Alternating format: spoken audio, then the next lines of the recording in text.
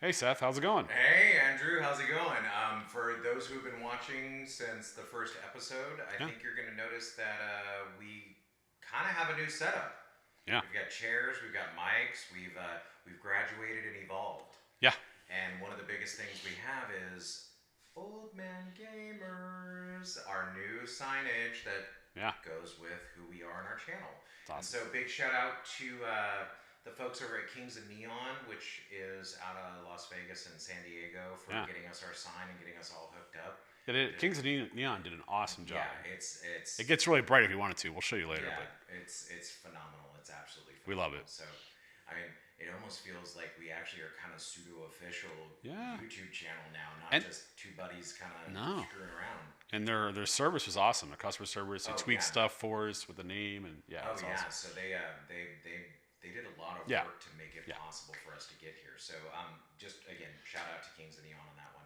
totally. So what to talk about, man? I'm telling you, So much going on. I am officially Yeah, I don't want to say addicted, though my wife would say I'm addicted to it. I am officially fallen down into Helldiver 2 land. we'll call it passionate. I am passionate about Helldivers 2, which means that I have begun to follow actual subject topics and Yeah, Reddits and Discord channels and all sorts of stuff. a deep dive into hell. Helldivers, hello, Yeah, Super Earth, yeah. Seaf for the win, SEAF, Super Earth Armed Forces for the win. Yes. Nothing like a little extra artillery when the ion storms start, or you run over on your time frame, and the Pelican is coming in for an emergency pickup because you can't get any more reinforcements or stratagems.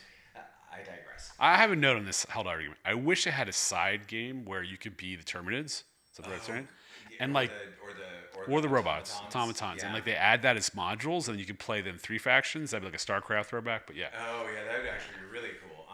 But so where we find ourselves is this, right? And so we're gonna do. I don't want to call it a two-part series on this. We're gonna do a look back on where we are coming from right, with Helldivers 2 yeah, and what has recently come. And in the next episode, we're just going to have a shorter, possibly a shorter episode than the 30 40 minutes that we do. And we're just going to touch base on what it is that the folks at Helldiver Arrowhead Games have done for Helldivers 2, right, because they've been listening to the fans, yeah, totally. um, which has created some exciting gameplay And I want changes. to I want to say something about the time period we're in right now. Yeah. Helldiver is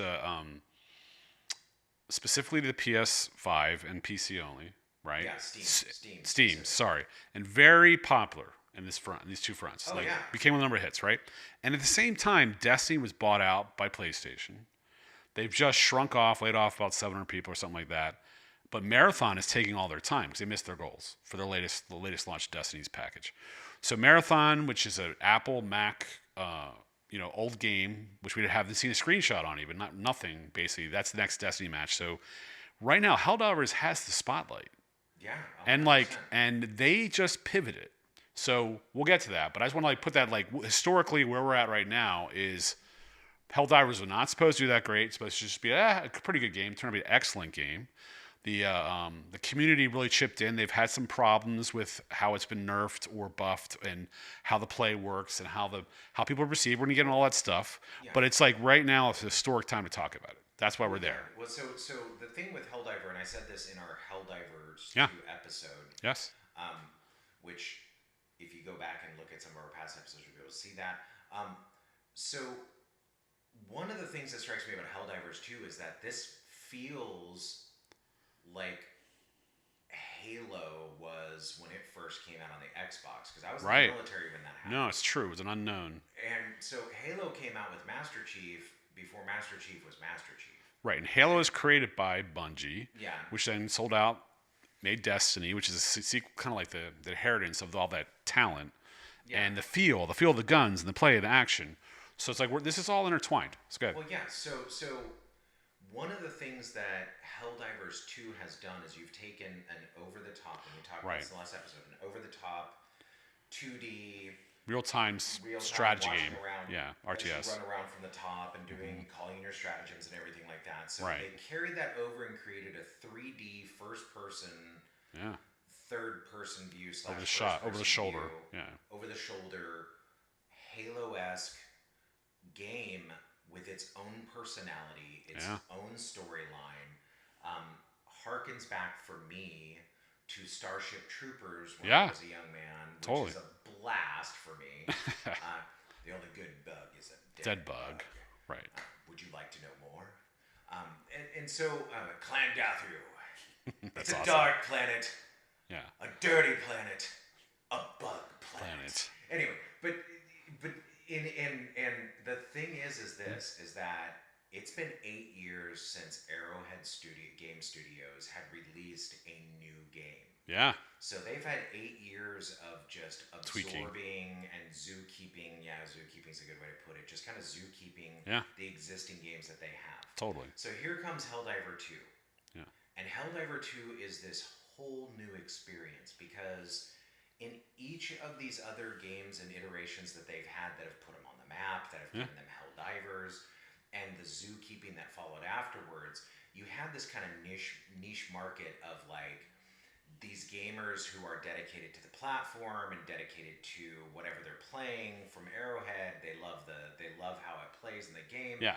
But it was a relatively small universe. Totally. And that's not a knock on Arrowhead at all because No. their properties, their intellectual properties and their games have been phenomenal since day one. What is really, really amazing for me is the fact that Helldiver 2 opened a whole new level of gaming. So we all know that there are AAA rated games out there. AAA rated games, now we're talking about Bethesda Studios, right? We're The largest. about Bungie. Yeah. We're talking about Epic, about Fortnite. We're talking about Nintendo. Fallout. We're talking about Mario. Assassin's Creed. Yeah. Zelda. God of War, the Halo, those type of titles that, and Call of Duty. For Call of Duty, and forgive me for my forgetting to say this. Splatoon. We're talking about Mario, Yeah. Mario World, Super Mario's. The list goes on and on. Zelda. When you get over to Nintendo, Nintendo is gaming. Right. No. And though we've gone into PlayStation and Xbox, Respect the plumber. But Yeah. the fact of the matter is that when you get into it, most kids when they first get introduced to gaming, Oh, yeah. for us it was video arcades and pinball machines. Right. Nowadays, most kids when they get into gaming, It's Nintendo. their first experience is Nintendo. Their first experience is the plumbers. Yeah. No. And they rock. They do so much with so little. Oh yeah. So. Which that's one of the beauties of them is the elegance of very simple characters and storylines that have evolved over the years Well, and they- created mythos and legends. They have a philosophy of not putting the latest technology. They get it at a profit, so they always want to be in the black when they launch it. They don't like subsidize their consoles for the most part. So it's just a different scenario for PlayStation and Xbox. They're just kind of like, oh, we will lose money on our first so many. But this generation's been a bit different. Price increases are happening.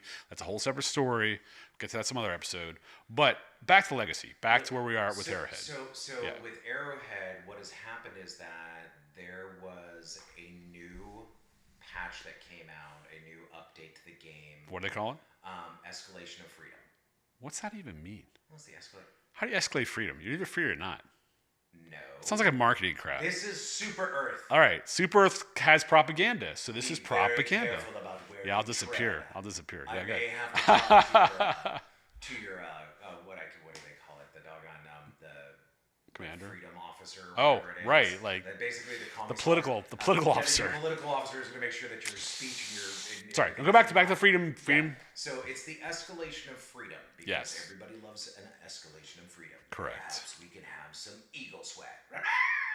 Eagle sweat made from 90% eagle sweat, 10% sugar. Anyway, but I mean, the escalation of freedom was supposed to be the begin all end all, right? This was the next step in escalating Helldivers 2 to The next a level where everybody goes, oh my god, this is the it game, right? Right. The problem being is this. They rolled out Escalation of Freedom. And what they did was they nerfed everybody's favorite weapons. They to said make it more difficult, more challenging. they cheated. I called it cheat. They just like nerfed it to make it harder, not actually did any work. They changed some stats. Here is the Yeah. problem with A that simple approach. fix. Those of us that have been playing since launch that I'm closing. Could you say it was the hammer they took instead of a screwdriver or a scalpel? They just took out the hammer and smashed away. Yeah, that's basically what they did. Is they so here goes back to that 8 years since their last launch. They don't have any test servers for new rollouts. Because I didn't think it was going to be this big. Which the CEO has addressed on X, formerly Twitter, and because he talks to us game. Is he reactive? Like, how would you describe his like performance? Yeah. So I would say that I want to say his name is Jan or Yanni or something like that. CEO of the CEO of Arrowhead. Games. He has been responsive, Big Kahuna. But in a typical growth portion of this, when you start getting a big label game that this is growing beyond the confines of what their studio's comfort level was initially, right? Right. So there's always that point where it's like, it's kind of like when you're a kid and you're a teenager and you hit a growth spurt and all of a sudden you used to be 5'4" and then you go into your sophomore year or possibly your senior year, depending on who, I'm just talking from a male perspective. I apologize. Sure. So like freshman year, you come in, you're 5'4", and you over the summer you go through a growth spurt, and when that happens, and you go to do school shopping for school clothes, you realize you're not wearing jeans that are fit a 5'4" kid anymore. No. You now are wearing jeans for a kid that's 5'8". Right. You grew 4 inches over the summer.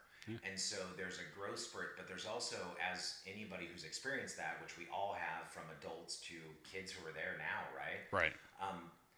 That growth spurt brings discomfort. True. And that discomfort is growing into that new body, and you get to feel all that pain. Well, for gamers, to be brutally honest, a lot of us hardcore gamers are pain averse.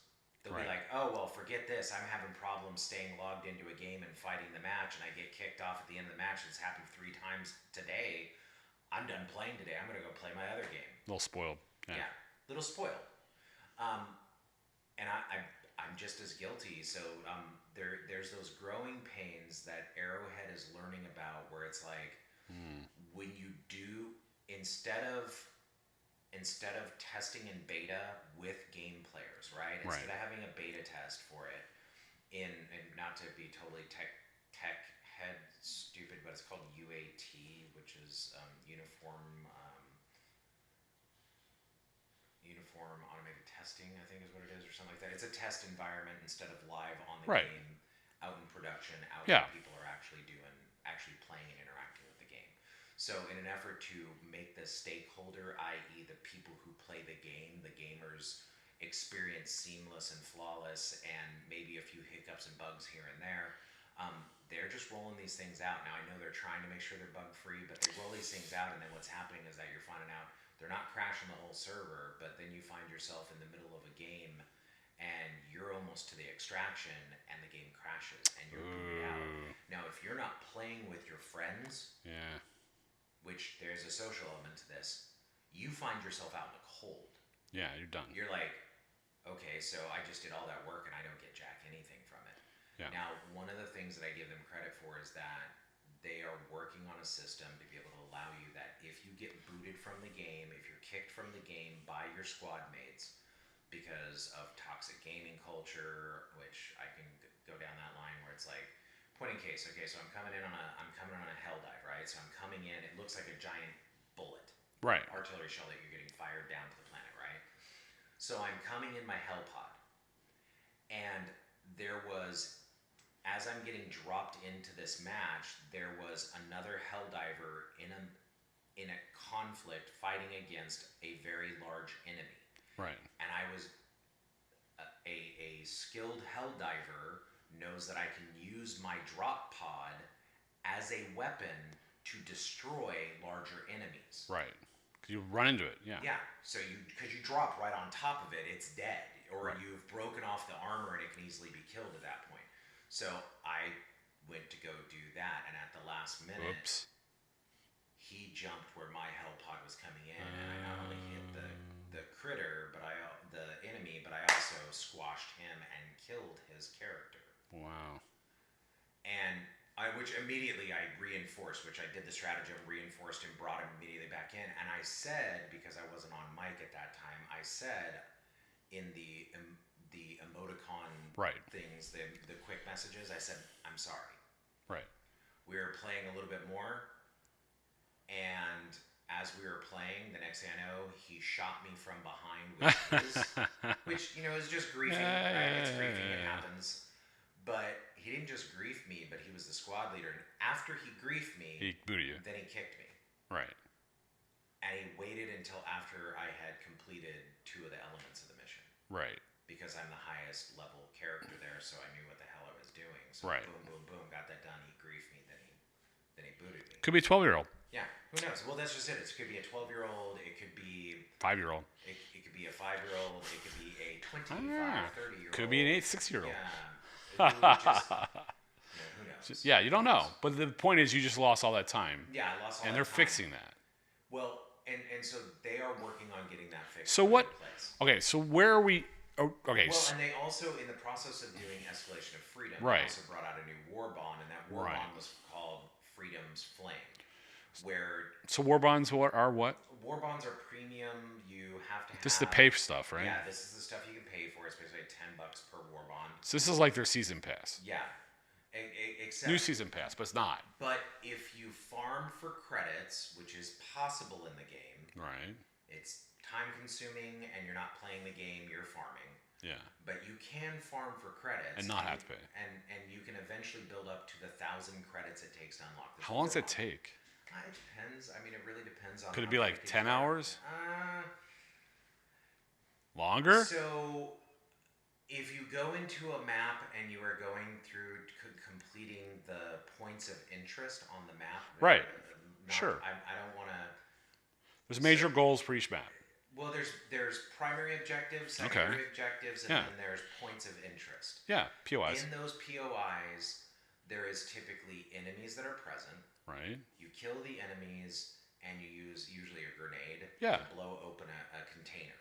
And in that container, you're going to find either stratagem weapons. Right. So weapons you would normally call down the special weapons. Right, which is cool. Which help you win battles. Which are more powerful than your primary. But they're limited. You have to collect them. Yeah. So you may find an arc thrower or a machine or one of the different machine guns or a rocket launcher or something along those lines, right? Most of the time it's an arc thrower or a machine gun that's in there. It's a lower tier one. So that way it's not the more powerful ones. Those you need to actually go unlock out on your ship and be able to call down and have taken it yourself to call it down. Right. Or one of your buddies is carrying it and drops you one of his because the timer is reset and that you can do that. But also in there you're going to find medals, which are what you need in the war bond to unlock each module of the war bond. War bonds can be 3 to 5 sections. Yeah, so you get to the point of interest, unlock these certain sections, and then you can get it. We're talking a lot of time. Credits to actually unlock the war bond in the first place. Right. So that you can unlock it with the medals. You can also get besides those what they call requisition slips, which are worth 500 experience points. But this is how the company makes money besides initial purpose. Exactly. For new this content. Is how they monetize. For new content. But also, now this is where I give Arrowhead a lot of credit, is because yes, they monetize through the war bond. So if you want to go get it fast so that you can unlock it 100%, go pay your $9.99 and go unlock your war bond and then go to work. Right. But those who cannot or do not have the ability to pay, if you play and farm, you can do it. You can go get in those points of interest. There are usually anywhere between, depending on the level you're playing at and stuff like that, there's 20 to 30 super credits out there to be grabbed. And every once in a blue moon, depending on how you're playing, you'll come across 100 super credits. Okay. You need 1,000. And you need 1,000. So at minimum, if you played every game match and got 100 super credits in every point of interest, which does not happen, for the record, that does not happen. 100 super credits is once every 5 to 10 that you are playing. Matches just. And how long does a match take? Realistically, okay, so here, Farming 101 on, okay, here, game playing tip for Helldivers 2. Forgive me, devs, and don't nerf this, please, Arrowhead Games, because it does make the game more enjoyable, because there are people out there that cannot afford or do not have the ability to pay for super credits, and by doing this farming method, it may take them a little while to get there, but they are able to actually. I'm sure they're aware. Which also spends more time on the game and makes it more playable and keeps your player base there. I'm just saying. Right.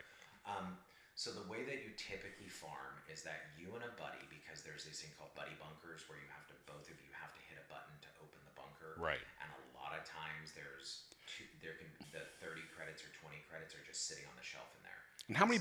When you play, you can't play single player. You have to like get. Oh, you can 100% play. So how do you how do you hit the both buttons when you're single player? That's what I'm saying. You want to have. You have to be play with people. Friend with you. Interesting. Going in and doing the farming, right? Right. So the easiest way to farm in Helldivers 2 is to you and a friend go to a level 1 mission. Right. Right. It's only worth 1 medal. Right. But keep doing it till you get the 100 thing.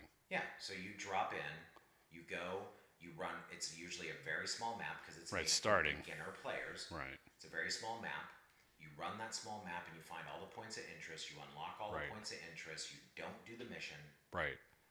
And then you and your buddy, once you've collected the 20 or 30 credits, instead of extracting, which takes guaranteed 2 minutes for you to get to the Pelican to extract, right? Plus the loadout screen and all that other stuff, right?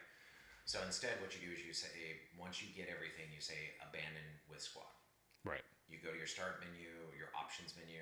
You start over again and get more coins. And you say abandon with squad.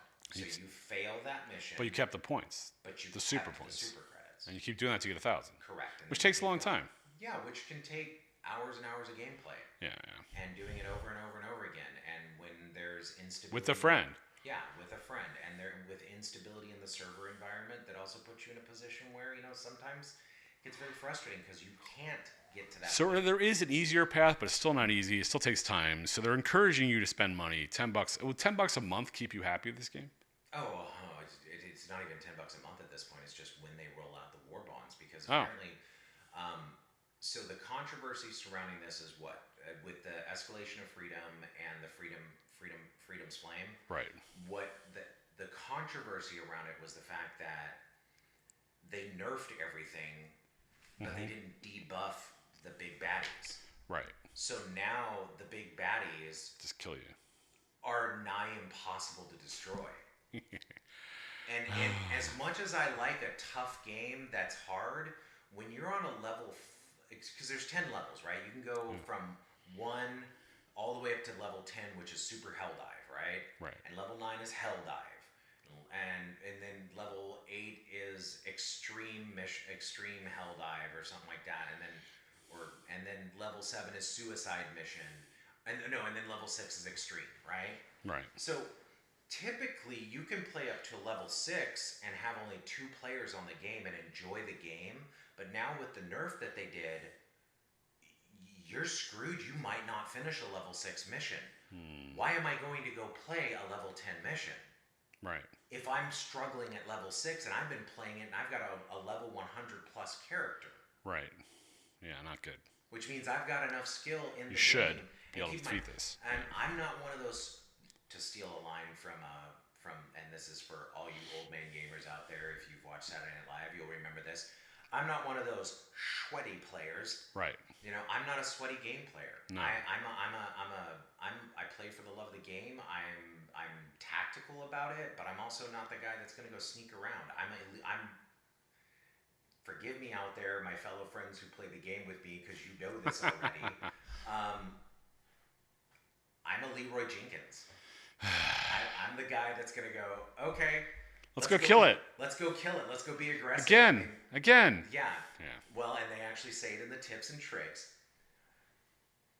What happens if you die when you're a Helldiver? You dive again. You dive again. And again. And again. And again.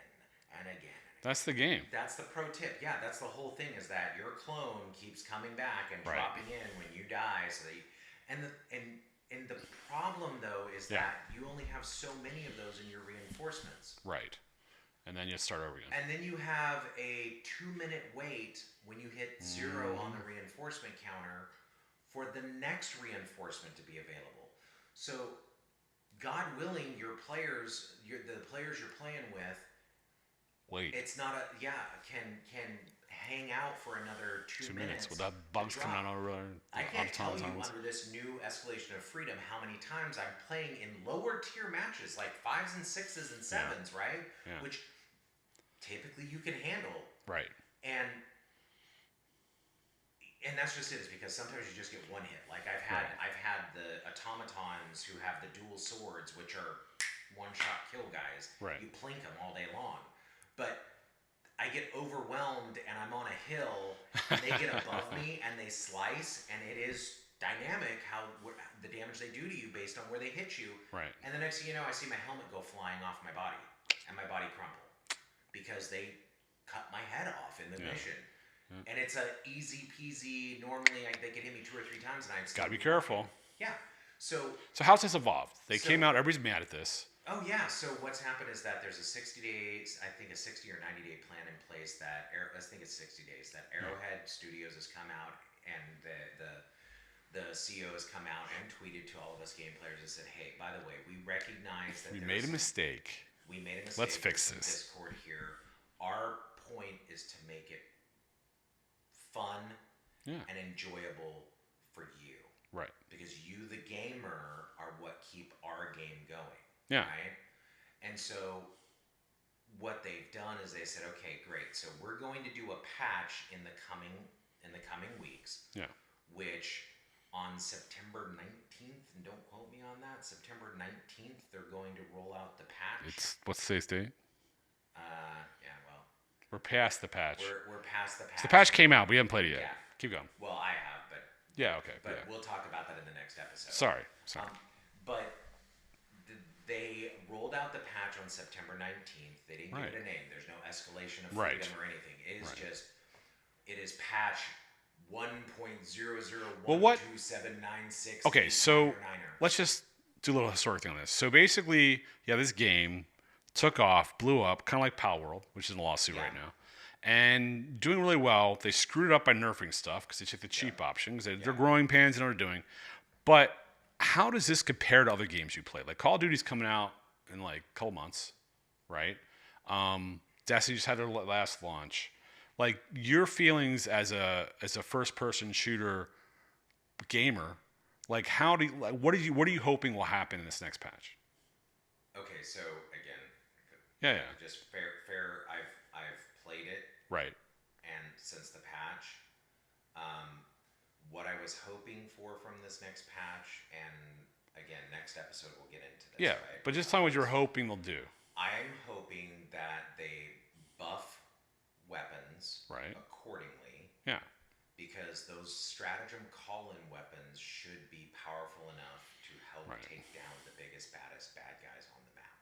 Yeah. Because right now, as it stands, there are weapons that are stratagem call-downs that you worked your tail end off to gather samples to unlock and to get the credits so that you could pay to unlock, not real-world money, but in-game currency. As you're doing the missions, you're getting your samples and everything else so you can unlock the modules in your ship, but also unlock the stratagems. That you have busted your hump to unlock those stratagems, and then you call down that weapon, and it's a joke. I mean, you're really like, why did I work this hard for this weapon? I'm just going to go back to this one because there was no point in getting this. Well, let's take a pause for a second. I want to talk about something completely different and in my own way. Is right now it is September. Right? And this is when you start thinking, am I going to buy a new game system? What's for Christmas for the kids? If you have kids, what am I going to buy for myself or want for Christmas if you're a gamer, right? And so what just happened recently is it came out with the specs for the PS5 Pro, which is usually having a mid-fresh integration of their product. Like the last one's PS4 Pro, right? And they're trying to duplicate what iPhone does. Well, the mid-year refresh to come out with the 15. It's not much better than the 14, but it's not the 16 yet. So it's like there's all these models, right? So they announced it was $700 without a disk drive, right?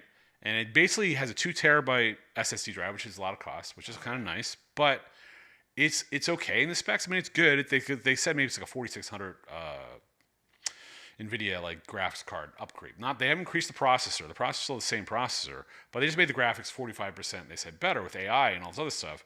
But everybody's balking the $700. Now, My thoughts on that are inflation's hit us. Like everything costs twice as much, Oh right? yeah, So 100%. just to double, it would be $1,000. But they're like, they understand people don't have discretionary income, so that's going on. So you have that PS5 Pro launching. Also, there's rumors that Xbox coming with their handheld, which is supposed to be amazing technology, almost like maybe a Pro, who knows what, in your handheld to compete against Nintendo, and also PlayStation is probably going to come out with a portable too soon enough. So this whole world's like evolving right now, and Xbox announced what they're going to come out with. They're not going to come out with a new version of the X because X is pretty powerful anyway. It's not going to be as good as the Pro, but maybe 20% less because now they'll be able to tap both when they come out the versions for your next game for PS5 Pro and the Xbox X, and the Xbox X will suffer a little bit, but not that much. They already had a lot of stuff going on, in my opinion. So because Microsoft leads on software, right, and the Japanese basically lead on. When I say lead on software, I'm saying the technology for networking, for the graphics, all the PC stuff. That's Microsoft's wheelhouse, 100%, that's right? the wheelhouse. But PlayStation has dedicated game studios. They make better games, like the Helldivers we're talking about, right? They have the IP.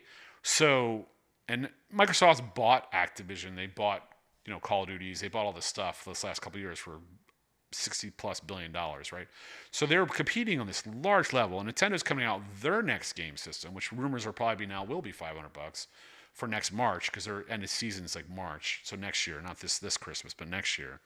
And they've all like sold millions and millions of these units. Like if you look at past years, they are all way in the black. None of them are doing poorly. Gaming's taken off during COVID. We're all playing more games. Games are evolving as far as movie quality and all this kind of stuff. So the point of this is like, would you buy a PS5 Pro this Christmas for $700? No. Right. And like me, I'm thinking about it and I have no reason to. I have a nice PC, I have an Xbox X. They're not releasing any games that really PS5, take. both of us. Yeah. See, that's okay. So this is where I feel like gaming in the past had it figured out, Right. and now they're trying to reinvent. Because point in case, not to dive down non-gaming topic, but I mean, Right. like, Microsoft, they used to put out Microsoft Office, right? And you Right. would go buy it for your enterprise or whatever, and it was an actual physical program that you owned with your license number. You put it on your laptop or on your business. You take it to your next computer. And you take it to your next computer and port it over. So now they're pushing a subscription model. Right. Office 365. Oh yeah, they've been pushing it. Yeah. As much as I appreciate what they're doing from a business perspective, it upsets me as a consumer because why do I have another subscription service so that I can read my emails and I can do a Word document? And what's going to be really bad is that once you get to, and forgive me here for being the old man gamer who's a dad. Yeah. I'm just going to say once you get into all the kids who are at school and everything else, it's going to be a position where parents are going to be in a position where they're like, oh, great, well, there's $10 more a month that I have to spend. Well, the funny thing is Google gave all the schools free stuff, but it's not really free. They're collecting data on all the children, which is against the law in some respects in states, like privacy laws. So it's kind of like you have Google saying, hey, we'll watch and monitor your kids so we know when they graduate who they are. We not sell advertising to them. Well, yeah, but Apple also has the eye tracker now. Yeah. On their Apple 18, iOS 18. Yeah. It's literally your camera on your phone watching your eyes on what you spend time on your screen. Yeah, it's kind of getting scary. Yeah, but they're using an AI module for that in Siri. Yeah. So I mean. So we're digressing, but we're talking about gaming technology. Yeah, but gaming technology. No, AI is the next step. Yeah, AI is the next step. The PS5 Pro is like using AI. Well, and be honest, we've always had a pseudo AI, not a thinking AI, but a pseudo AI with our NPCs, right? Right. So you had scripted NPCs, but so let's take it back. So like one of the first ones that I can think of where I loved playing the game and I was fighting against the quote unquote, fighting against the intelligence, intelligence the character, that was Mike Tyson's Punch Out. Oh yeah. And King Hippo, right? Right. Yeah. Star Popinski. All of them. Yeah. But the enemy in the past for these games, Castlevania. I mean, we're talking about 16-bit type games and things of that nature. Jumpman, i.e. Mario before he was Mario. Right. those games, the enemies acted in a set specific pattern, and part of playing that video game was you learned their patterns from Right. playing it over and over again and pumping quarters into the machine back in the day. Right. And then it became not just pumping quarters in the machine, then it became just playing over and Well, over again and hitting start. What's happened in the last 10 years is they have difficulty levels on these games, Yeah. right? And some are like, were made for kids because kids can play them, right? But as an old man gamer, it's become, I used to play the hardest extreme difficulty and laughed and defeated everything. Oh, yeah. Now I went to normal level and went, okay, game's getting too hard reflex wise. Now it's like, I almost sometimes pick the story mode because I'm just kind of like, I don't have time to go. Yeah, I just want to enjoy the game. I just want to enjoy the game. So getting back to where we are in gaming, back to Arrowhead, this whole process of figuring out how the AI works, how they nerf things, how to do things, Nintendo has that down. Yeah. We never had this problem in a Nintendo game, very rarely. No, right? Nintendo's difficulty level, if I go play a Nintendo, I can just go play No, and no. enjoy. No, I'm just saying they figure out the challenge necessary, which games targeted to who, they advertise it. They have easy modes now too. Yeah. But they're just better at this than I think Microsoft or Sony's at. And that's just our opinion, but I think they're better at this. And this is part of what's happening with these first-person shooters. Like, basically, I feel like it's become a money system where after, what's Epic's game, the big one? Fortnite. After Fortnite, everybody's like, oh my gosh, how do we make $1 billion and get all these free gamers, right? And it's kind of, and Fortnite just stumbled. It was a tech demo. They stumbled. They were not expecting to sell 1 million games. It was like to sell Unreal Engine, and then it took off because they found out this is fun. It's not too hard. I get in and out. It gets competitive. You need to. There's gonna be a certain level to survive. Yeah. Like it kind of the AI and everything's evolving. They spend a fortune on that. Don't get me wrong. They have like the best Yeah, tools. now you got Disney owns Epic. Right. But I'm just saying, like big investment. But I'm just saying they basically, that AI part, they are just doing that right. When all these other companies like Helldivers are trying to jump into it. Yeah. And they don't have that resources. They don't have the Well, yeah, feedback. you don't have the deep pockets like Right. these, Bethesda has deep pockets. So what would you tell Sony to do this Christmas with Helldivers? Because this is it. This is their marketing Okay, push. so The marketing if it's team. me and I was having the magic wand, what would Yeah. I tell Sony and Arrowhead In Games Tokyo. to do? Not Sony USA. Sony Yeah. to Tokyo. Sony in Tokyo, I would say Helldiver is a potential tentpole. Yeah. It's a potential tentpole, They're blowing it. and you are jeopardizing it being a tentpole game for PlayStation. PlayStation doesn't have many of those. You and I were talking about this. So you have God of War, which, had we not talked about this earlier, I would have not even put God of War on the map because I know I've heard of it, but I've never played it and I don't know it. So it's like, meh, God of War, right? Right. It's not Assassin's Creed. Right. That's a tentpole game from Bethesda, but Assassin's Creed, I'm pretty sure it's cross-platform over on Ubisoft. Xbox. Ubisoft. Yeah, Ubisoft. Sorry, French. not Bethesda. It's a cross-platform. No, that's all good. It's cross-platform, so Yeah. it's not a PlayStation-specific game. So Right. when you get to PlayStation-specific games, Yeah. you can't even say Gran Turismo at this point. No, it is. It's done well, but it's like Horizon. Forza Horizon from Xbox has kicked its butt. Yeah. So there is competition between all three systems, and I feel PlayStation just came out with their Astrobot game, which everybody loves. It's going through all, and you unlock every one of their characters from the PS1, PS2, PS3, all the way through. There's a huge history, but I feel like they have squandered things like Concord, where I'm going to talk about. It was a $400 million waste of money. Which Concord, wait, that was a game, right? Yeah. So didn't they roll that game out and then they shut it down like 2 weeks later? And it's called like when you launch a movie somewhere, you have to put it in front of an audience and get certain scores back, or you can't launch that movie. Oh yeah. Right? You don't. They do that early. They don't wait till the $400 million spent. They with the first $100 million spent, they start doing testing what they have. Well, yeah. How many times during Right. COVID did we? And I think see a video title on Amazon where you're now. And it can't be your friends. It's a hostile crowd, unknowns. Because they make a survey real. It has to be people that are actually playing, not people you handpicked. It has to be people you trust to sign NDAs. Yeah. And I think they have to start moving to that. I think they said it's wasting $500 million to shareholder money, when you add it all up, probably, for like Concord. That's one game that blew it. Yeah. That they have to start testing this stuff. And the feedback they're going to get is like, don't do this shit. That's going to be the feedback. And it's going to be common sense, but there's a lot of... Well, but when they say don't do this stuff, what are they talking about? We're talking about the fact that... And I don't want to dive to this. No. I don't want to make this political in any way. No, we don't get that. Okay, but there is a lot of external forces through money Yeah, it's true. who Development are money. exerting social messages Correct. through the games. Yeah, which is kind of evil. And what kind of I think it is. It's totally. I mean, it's propaganda, right? I Well, mean, if they labeled it as such, yeah, this but promotes this religion or this type of philosophy, and that's why we're doing it. If they're honest or about it, this but if you're a kind of parent trying to buy this stuff and navigate it, oh my yeah, gosh, and so I think what you have at this point is Concord is one of those games that as soon as the gaming community and gaming community means everyone, whether you Yes. agree with that ideology or you Yeah. don't agree with that everybody, ideology. Big Tent. Yeah, Big Tent. Gamers, old man gamers, single gamers, family gamers, it's everybody. Someone fits in one of those categories if you're playing games and you enjoy being a gamer. Totally. And so I would simply say that down this road, what you got with Concord is the abject rejection of these Messages.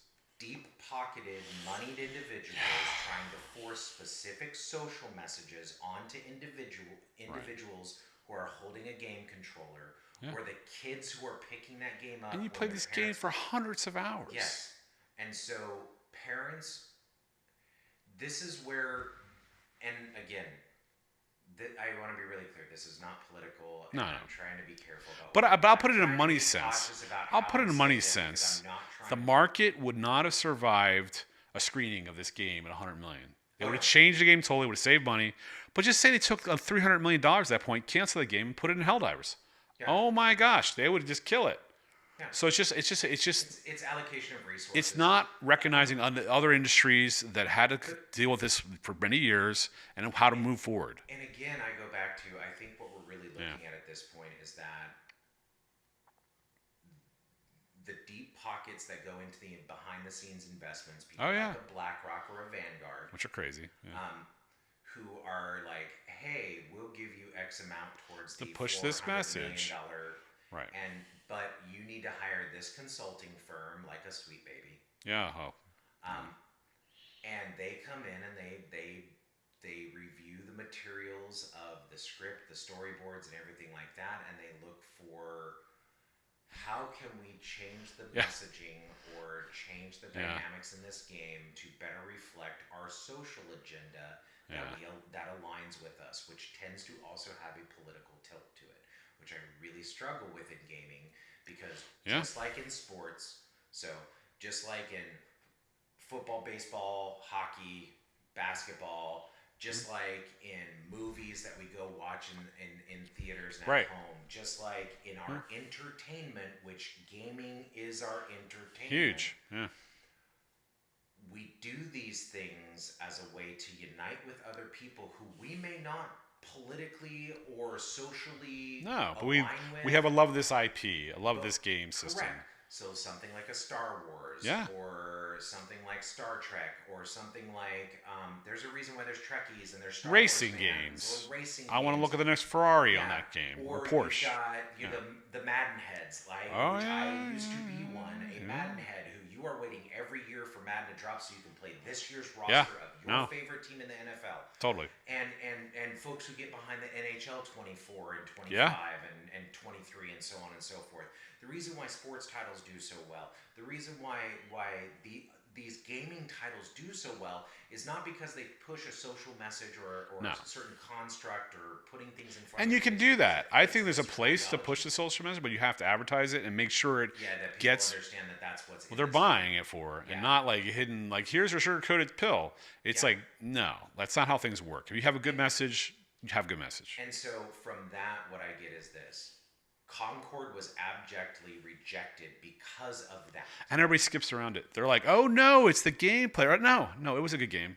No, it was just too. It was a really well constructed game. The programmers and the game they artists and everything. I mean, I will say this: I did see some of the concept art to what it turned into actually in game, and you could clearly see that there was some non-test group influences of like make it look like this, not like that. And if it had looked like what the artist had actually drawn up, the artistic team had drawn up, probably would have had a better draw. I'm just saying. Right. Pay attention to your artist. So they don't care about the artist. The original artist gets squashed on. So well, because and that goes back to again that social message, right? Because when you go in with any great game that we have ever played since the beginning of this, and I'm talking going back to the 1970s to now. Right. And you can go on and on and on about games. In fact, you got one sitting here in the studio, which you can't see on camera, but Tron sits right back there. There's a game cabinet with Tron right back there. Why? Because Tron is a seminal arcade game that if you were an arcade head and you... Well, the movie came first, and they made the game with it. But it was a great game, too. Yeah. Had a great joystick, had all these features. But yeah. Centipede, Missile Command, Galaga, Millipede, Asteroids... Pac-Man. I mean, the list goes on and on. Pac-Man, Miss Pac-Man. I mean, the reason why those are Donkey Kong. I mean, the reason why these are seminal. But there was messages. Missile Command had a nuclear war you couldn't win. It was kind of depressing. It was like that was a social message was in there. I get that, but it's like it was still fun. Yeah, but it was still engaging. Of the game. I don't think it was, but it was the game had to be fun.